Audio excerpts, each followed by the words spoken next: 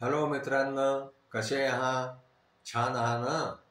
आज की नाही मी तुम्हाला एका नाचणाऱ्या उंटाची गोष्ट सांगणार आहे. एक दिवस काय झालं माहितीये का? एका जंगलामधल्या सगळ्या प्राण्यांनी ठरवलं की आपण एकत्र येऊन जे आहे ते खूप मजा करू.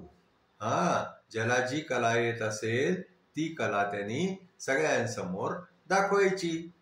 त्यांचा कार्यक्रम सुरू झाला. आता काय झालं की मोर आला.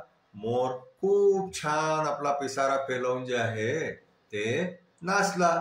सगळे प्राणी खुश झाले. सगळ्यांनी खूप बढिया टाळ्या वाजवल्या. आता काय झालं की दुसरा नंबर आला वानराचा. वानराने येऊन खूप छान उड्या मारल्या, इकडे तिकडे धावला. या फांदीवरतून त्या फांदीवरती जे आहे त्यांनी सगळ्यांना उड्या मारून दाखवल्या, लटकून दाखवलं. असं जेव्हा तो वानर हे सगळं करून राहिला होता ना, तेव्हा त्या सगळ्या प्राण्यांमधून एक उंट जो आहे ना, तो हे सगळं पाहून राहिला होता. आणखीन त्याला जे आहे ते वानराबरोबर ईर्ष्या होऊन राहिली होती की हा असं सगळं करून दाखवतोय. सगळे प्राणी जे आहे ते टाळ्या वाजवतात, ते मजा करतात, ते आपणही काहीतरी करून दाखवावं, ह्याच्यापेक्षा उत्तम करून दाखवावं.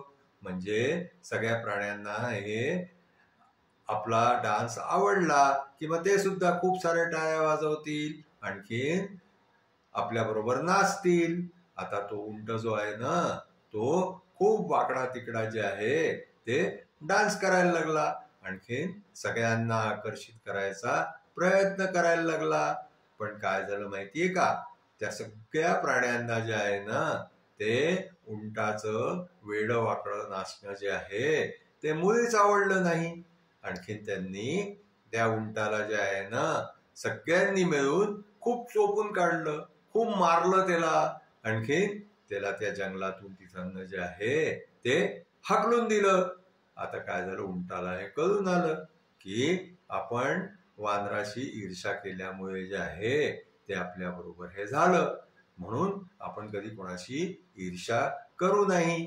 मग तो उंट जो आहे ना, ते जंगल सोडून जो गेला तो सीधा कुठे गेला माहितीये का? तो गेला वाळवंटामध्ये.